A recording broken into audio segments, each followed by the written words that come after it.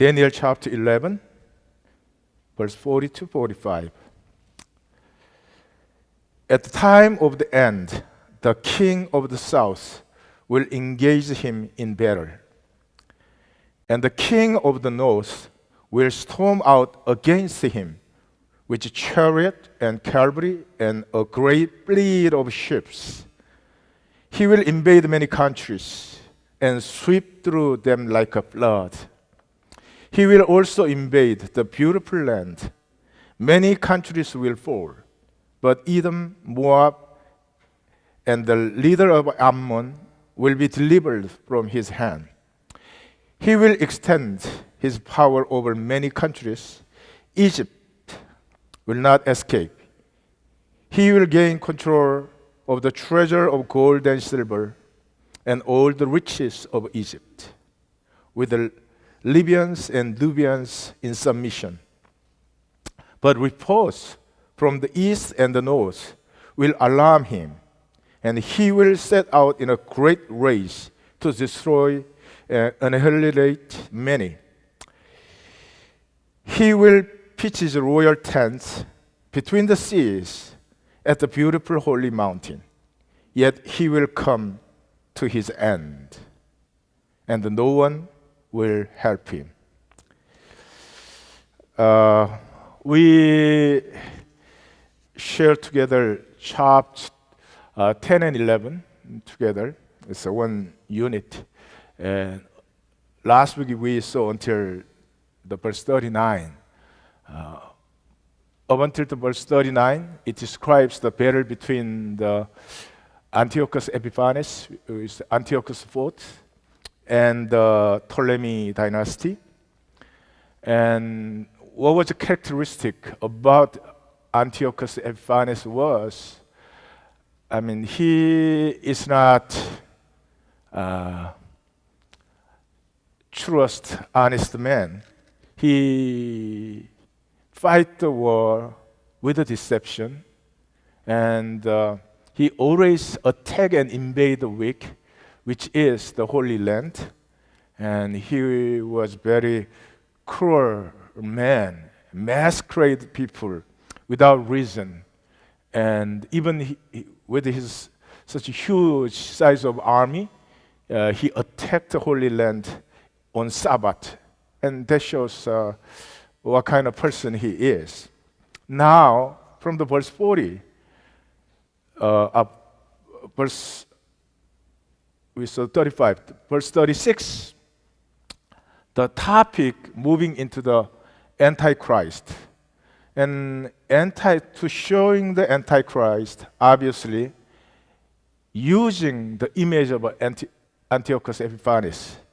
So what we read scripture, and the image of Antiochus Epiphanes and the Antichrist is overlapping it.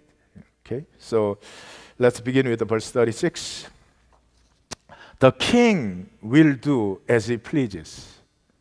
This is all you want, but not a good thing. Not a good thing. It's common sense. You are with the friends, and you always want to do the way you like to do. No one will like you. It's very common. But king, since he has power, will do as he pleases. Exalt and magnify himself, saying things against God. He is so obsessed and possessed with himself, he even saying things against God. He will be successful until the time of wrath. So he will be doing his things until his time. He will show no regard for the values of his father or people, nor any value. He doesn't care. What's important thing is what he wants. Will exalt himself above them all, because he has power and everything. He could behave the way he ignores anything important for other people. Instead of them, he will honor God of fortress, gold, silver, jewel, and treasure. So he's worshiping God of the power. It's interesting. This expression often comes in the Old Testament. and especially in the book of prophets, worshiping God of fortress, fortress meaning the power. He will attack mightiest fortress with the help of foreign God, and will greatly honor those who acknowledge him. He will give power and lead to them at a price. So practically, he controls everything. Okay, that's what he gonna do in his time. So in a nutshell, Antichrist is the one who does the things only as he or she pleases. So obviously, if we think about Antichrist as somebody who coming at the end of history with the two horns and wearing black jacket, I mean, obviously we are totally misunderstanding the nature of it. We all have nature of Antichrist. That's more important than who will be the Antichrist at the end of the history. We all want to do what pleases me. I mean, pleasing myself is not itself a bad thing, but you do the things only the way it pleases you. Probably then you wouldn't have a chance to realize what kind of life I have. Life is so beautiful because you could concern about others. Life is so valuable because we could serve. I mean, what's after all maturity? When you get mature, you take care of more people. And why? Because it's joy. Serving each other, sharing, opening up. All those things are beauty of life. And if we know, only thing we know is simply because I could control, simply because I have money, simply because I have power, everything has to be done the way I want to be, although it is the right way. Then we cannot enjoy the much of a mystery of life. And so a lot of things be said, but the thing is, nature of Antichrist is that I want to do the things in my way because I'm right, because I'm powerful, because I'm more than you are, kind of thing. That's the Antichrist. And obviously, you already realize God of the Bible, God of Jesus Christ, God of the cross is exactly the opposite way. God has all the power, all the authority, all the might, yet he served first so that that person could truly be mature to choose the way he or she truly want to live out. He served up until that point and in freedom. So Antichrist is actually Antichrist. Okay, then we read from the verse 40. Verse 40 is to the end of the Antichrist. Let's see how he ends. Verse 40, he will invade many countries and sweep through them like a flood. He's a powerful person. He will also invade the glorious land. He will again attack. His target will be the Holy Land. He will extend his power over many countries. Egypt will not escape it. I mean, at the time, Egypt is the country, like 20th century and 21st century, USA is the country. Whatever we do, we simply assume we got to have most. We got to be the first. What we do is better than what others do. And again, yeah. So not even Egypt will escape from him. Also Libyans and Nubians in submission. And Libya, people of Libya and people of Ethiopia all come into his submission. And so many things about his power continually. Then finally in verse 44, it comes to but. But. This is very problematic vocabulary, isn't it? I mean, if I have enough power, I could do whatever I like to do. If I have enough money in this world, I could control many things, even the peoples, right? And if I'm smarter than you are, if I'm better educated than you are, then, a lot of things we could do as we please. Yet, if that's the end, that will be good. But with that, there is always but.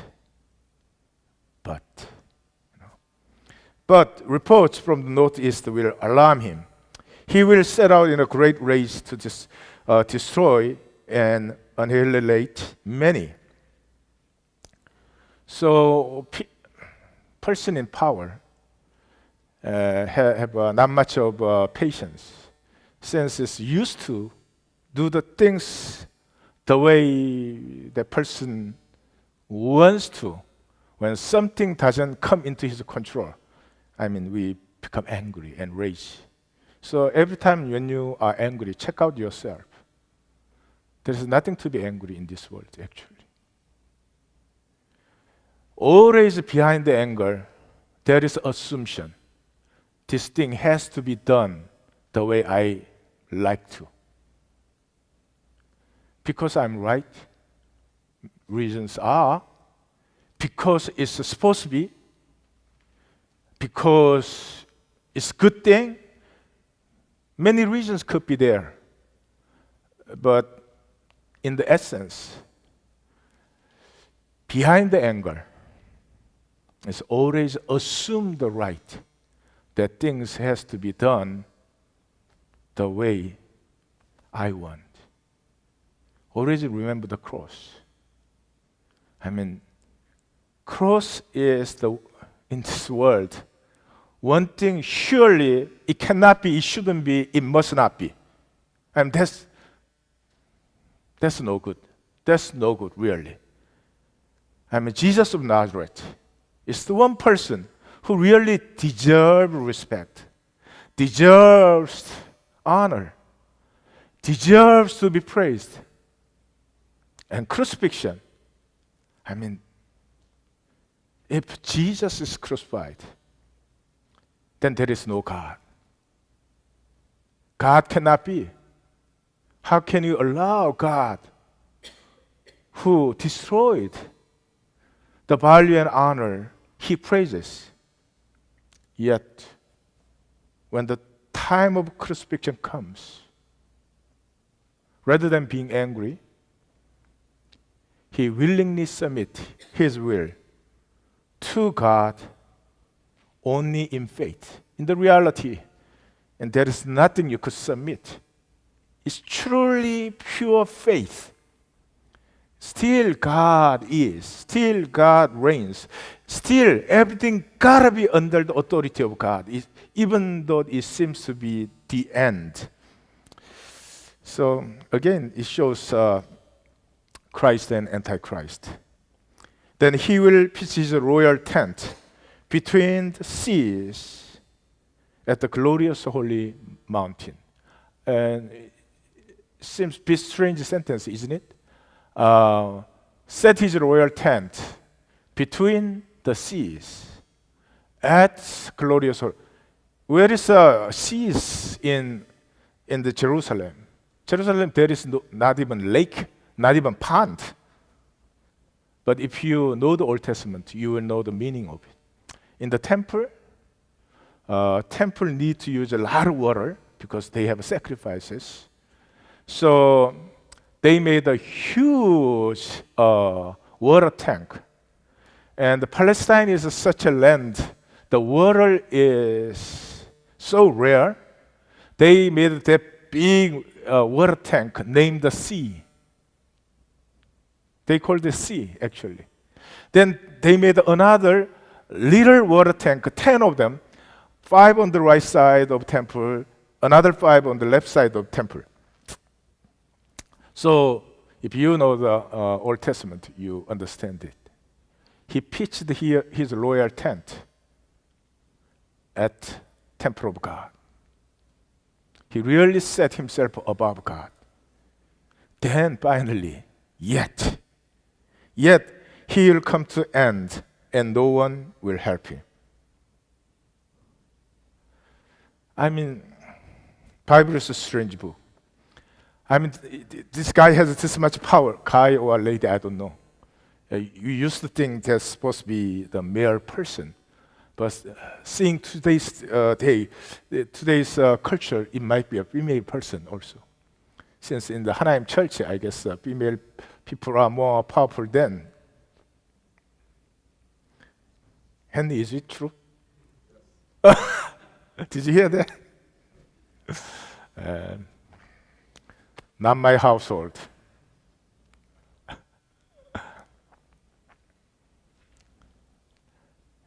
Did you see it? Did you see it? I mean, Antichrist. He has such power. He has such wisdom and knowledge to annexate all the countries, rule over the people. Then his end gotta be great battle. I mean, his last battle got to be heroic. It's like a 007 movie, like Spider-Man. At the end, you go to the climax, then you almost lose, but at the end, there is always a reversal comes and you win, right? Something like that. In the Bible, you don't see that kind of thing. From the beginning to almost to the end, 90% of time, he is in total control. He is so powerful, and there is nothing anyone can stand before him. Then that's the end. Then that's the end. So it seems almost like a plural. How can this be? So nihilistic. How could we end like this? And there has to be, we feel like more of events and incidents and more of suspense and thrill. But over 90% of description is all about his power. Then end comes like, that's his end. That's it. Okay. Let's see.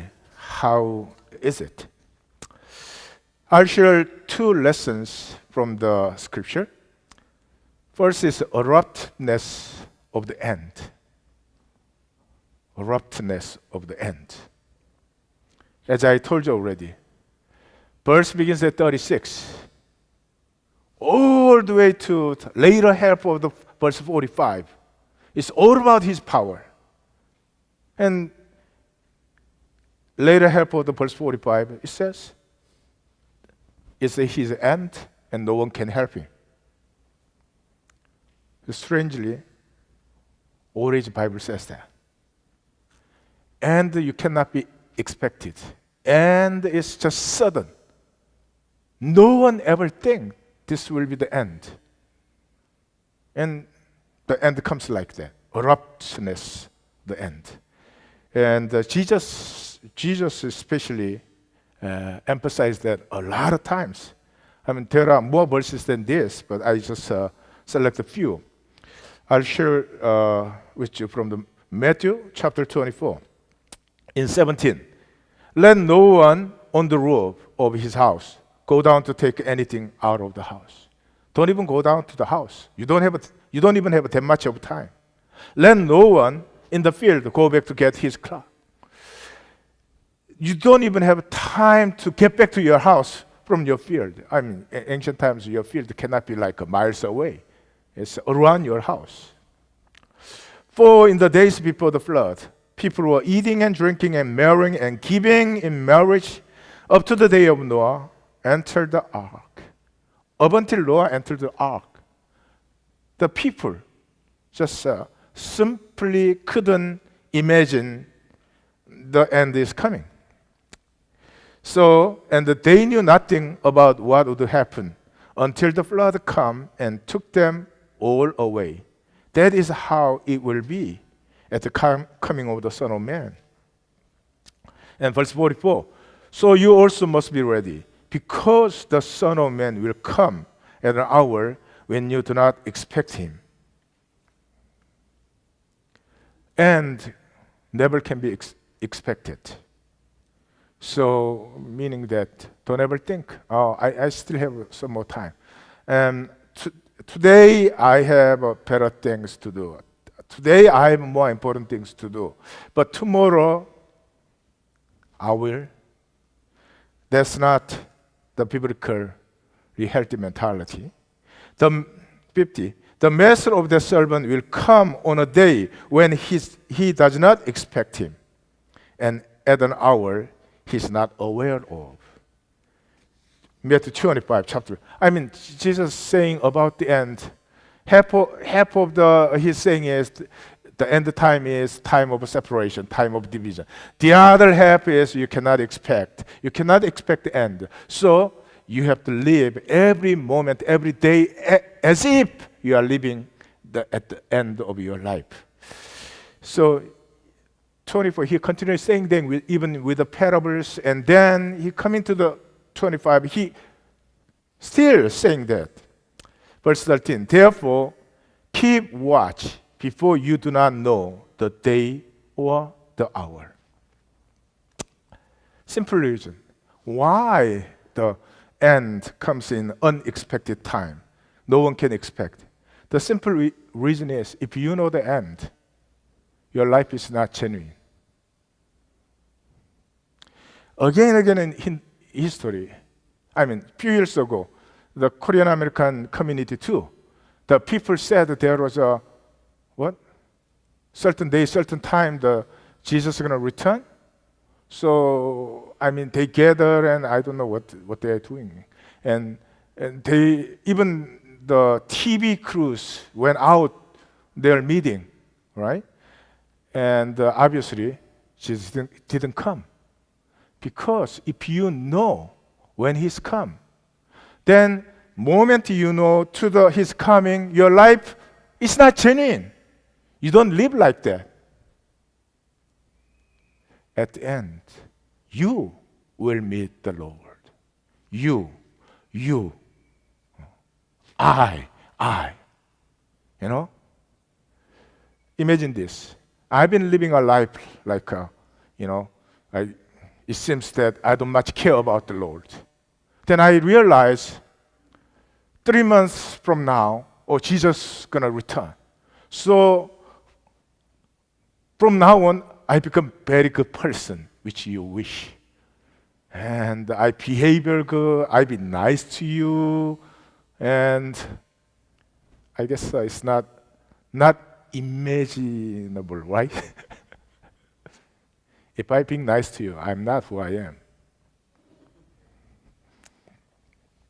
So I being nice and even being a good pastor, is that who I am?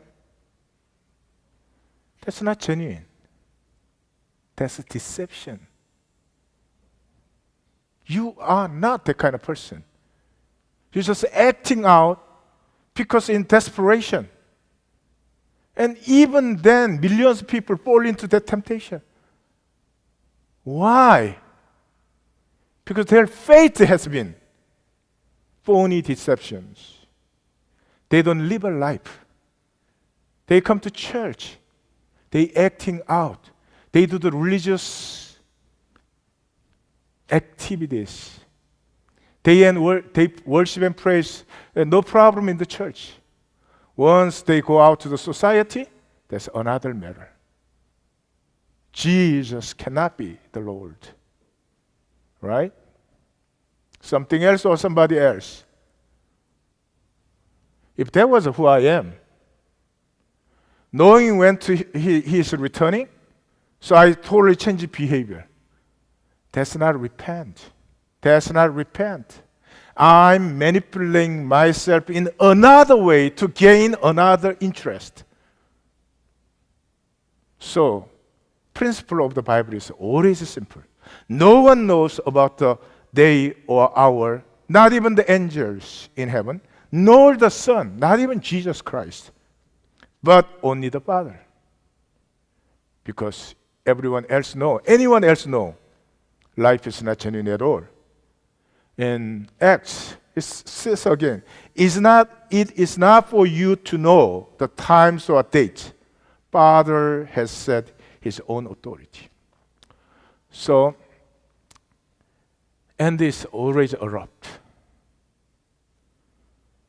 Don't even think that I have still more time to change my life. No. If we're going to change life, we're going to change today. Why not? Why not? Want to change my life means I'm not satisfied with the life presently I'm living, right? So if I'm going to change it right now. Why delaying tomorrow? Why postpone? It's all deception. Can you say each other, I'm changing now?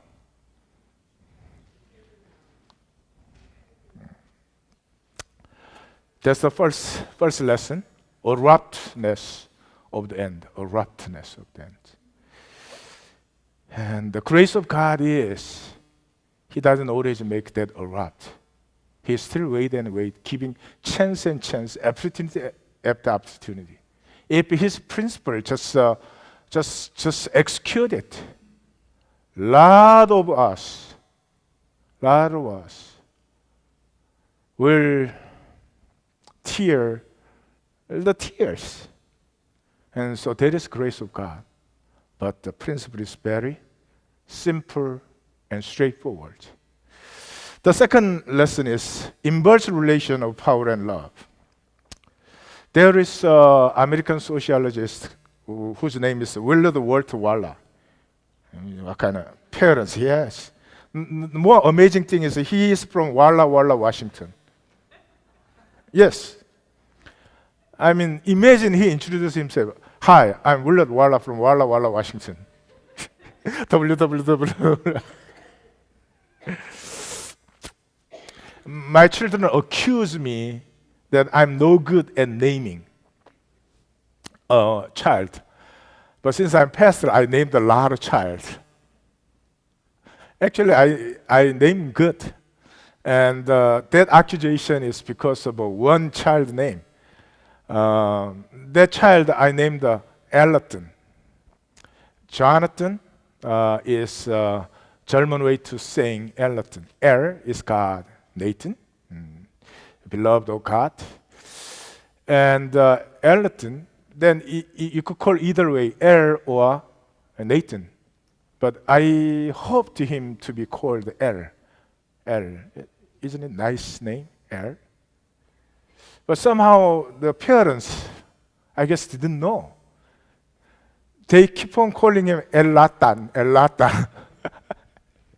And my sons, realizing that, they accusing me, you are the worst namer of the world. I have my excuses. But I realize these parents of this Willard Wallace is even worse than I am. Willard Wallace from Walla Walla, Washington.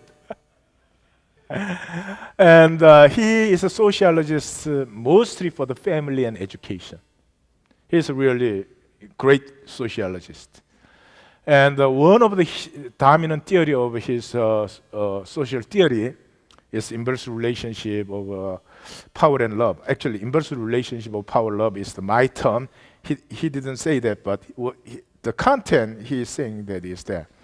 Because of his parents divorced, he himself divorced, and through that process, he realized there is inverse relationship between power and love. It's obvious when a couple divorce. Let's say husband still loves wife, but wife doesn't love husband anymore. Then obviously wife could control everything. And husband cannot control everything. So it's always power and love is inverse relationship. And according to the Bible, description of Satan is this. Isaiah 14, Isaiah 24, Isaiah 14, Ezekiel 28, I think. And those are the main chapters describing the Satan. And it says, I will ascend to heaven. I will raise my throne above the stars of God. I will sit enthroned on the mount of assembly. I will ascend over the tops of clouds. I will make myself like the Most High. So if you want to be a Satan, it's very simple. I will. It got to be done the way I want. The reason could be you are right, you are better than others, it really doesn't matter. If you say, I will, then you are Satan. I mean, Christianity become religion. Being called as a Satan is, I guess, most humiliate things. But in the Bible, it is not. Jesus called Peter Satan, right? Is it Jesus is not mature enough? Is Jesus insulting the Peter? Obviously not. Satan at the time was not religious meaning. Meaning, Peter, you are deceived again. You are lying to yourself again, kind of thing. So we all have divine nature and satanic nature in us. Whenever satanic nature comes, it's I will. Divine nature comes. The best example is prayer of Gethsemane. Not my will, but your will, God's will. Yes, there is certainly that things that I want. Yes, there are certainly things I prefer to do or to be. Yet, not my will, but your will. That's the moment divine nature of ourself and life begin to coming out. I mean, think about this. When I say I will, what are the things that I really saying it? Very small things. Very small things. Almost nothing. If it is not done according to my will at all, just time pass, even sometimes even less than day pass by, and looking back, it was nothing. It could be done this way or the other way. But when I submit my will to God's will, great things always happen. When Jesus submits his will to God's will, he is embracing whole universe. He's embracing every heart.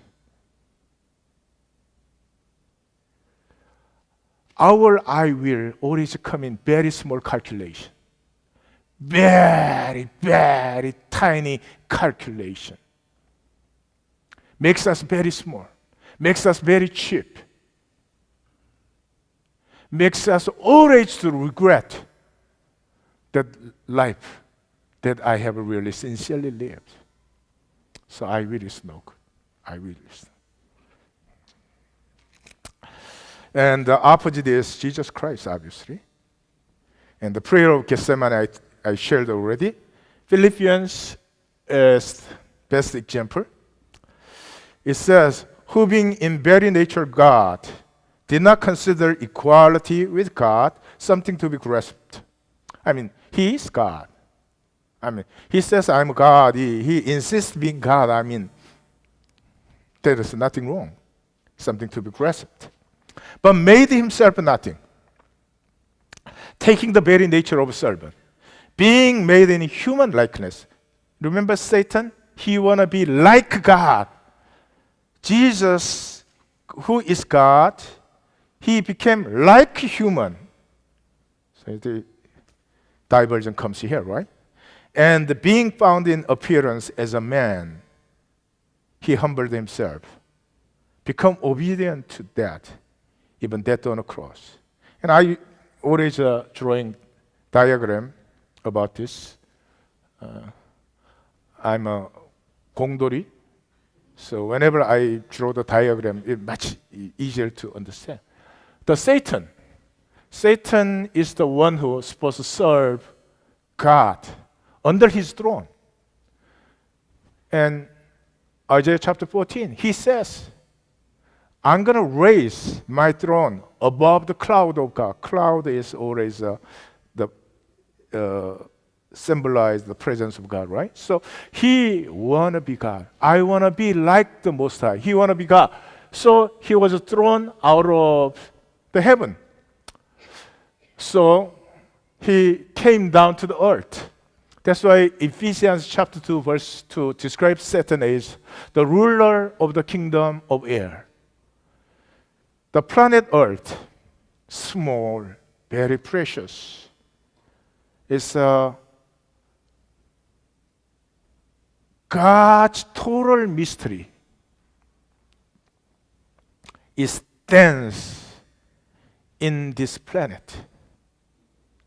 If you probably these days we see a lot of National Geographic TV and programs. I mean, you could see the things. Even our Milky Way galaxies, not even one planet, come closer to the planet Earth. And that beauty and the mystery is all because of air. Air. Actually, it's very thin. So in the book of Revelation, at the end of time, this air wrapping, unfolding like a blanket. When air met, just drift away. Simply this planet. Nothing can even survive other than rocks and stones. So how I'm always amazed that when I read the Bible, it calls the kingdom of the air.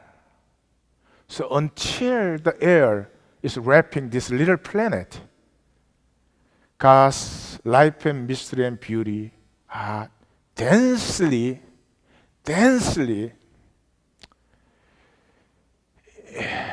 in this earth.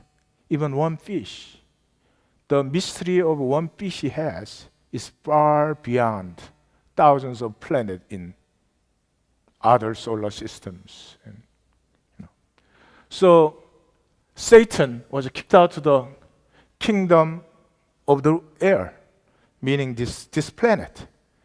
There he tried to getting hold onto the power by obviously lying and deception. And his deception come to the end. And Isaiah chapter 14 says when he become the ruler of the kingdom of air, he makes the world a desert. He overthrew the cities, shook the earth, made the kingdom tremble, and would not let his captives go. Again, it's 5 things. There are 5 I will, right? It's 5 things described. And the last item was, he would not let his captives go. I mean, when I read that, oh my gosh. Yes. In my over 30 years of ministry now already, and I realize once you are captive of the inferiority complex, I hardly saw anyone who truly become free of their complex.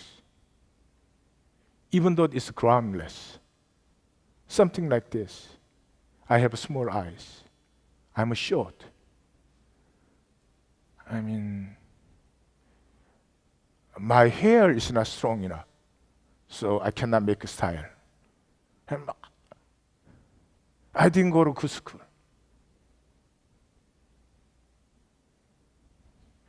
Compare being a person, image of God, and school you went. I mean, it's like you have $1 million in the bank, and you went to store. At the time, you didn't have $5, so you fall into inferiority complex. I mean, even more absurd than that. He does not let his captivities go. Once you possessed by that, he hardly let anyone to go. Can you truly believe Jesus Christ really makes us free? Can you believe that? If you believe that, you are a happy person. If you cannot believe it, you're possessed by greediness and all these unnecessary desires, calculations, and spending whole life in very worthless way. So at the end of time, God allowed that deception to, in a sense, exercising our spiritual muscle, training us to be the heir of God. So when the end of time comes, he thrown into the depth of a pit. And the Bible says, maggots spread out beneath him, worms all over him, and he become very miserable. And Jesus Christ is described in Philippians chapter 2, says, being in very nature, he is God.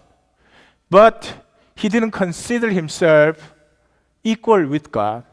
So he became human likeness, made himself servant. The servant, by the way, is the exact translation is slave. Pedal under the ship. That terminology he used is the same thing, that you are worse the slave. He made himself slave. Not only he came down and become human, among the human he become lowest. Didn't stop there.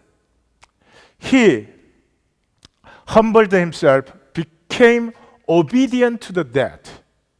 So he gave himself to the death. Not just that, death on the cross. Most painful, tortured, miserable death is crucifixion. I mean, that's the end of imagination.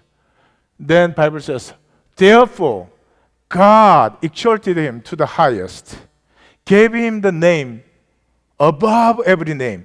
Every tongue confess that Jesus Christ is the Lord, and the glory of the Father. So you see, this is will to power. Exactly opposite course, and this is will to power. This is will to love. So Bible simply saying, the Antichrist. And Antichrist's nature in us is that we want to exercise power. When we are in divine nature, we want to exercise love. Think about it. Very simple. People mostly suffer the inferiority complex. People mostly possessed by their own greediness. Mostly not free. Do you know why? One reason only, that I want to exercise power.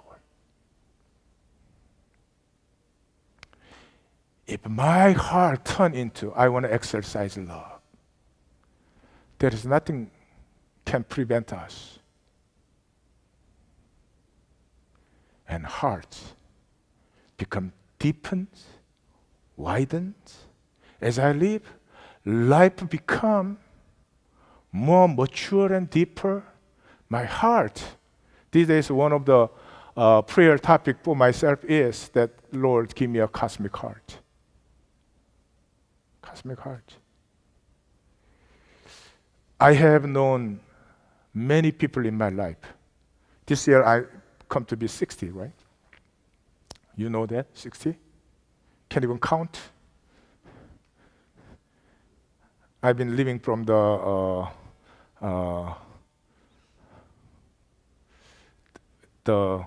dinosaur times.